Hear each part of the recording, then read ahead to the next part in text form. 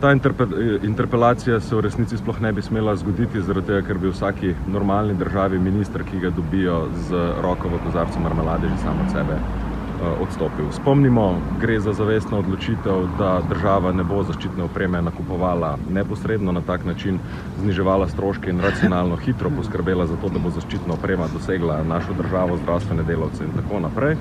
Ampak so se odločili, da bodo zaščitno opremo kupovali preko posrednikov. Zakaj? Provizije.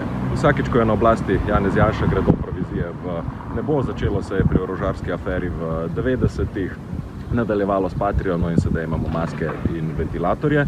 Ključna politična figura, ki je vse to omogočil, je pa seveda minister Počivalšek. Vemo, kakšno so bila razkritja raziskovalnih novinarjev, vemo, kaj vse je bilo v medijih, vse je podprto z dokumentacijo. Skratka, obtožnica zoper ministra Počivalška je neizpodbitna, minister bi moral že oditi sam od sebe. Ker pa tega seveda ni pripravljen storiti, kot se ni pripravljena posloviti celotna vlada, čeprav bi se morala, smo v Levici tudi sopodpisali interpelacijo proti ministru Počivalšku.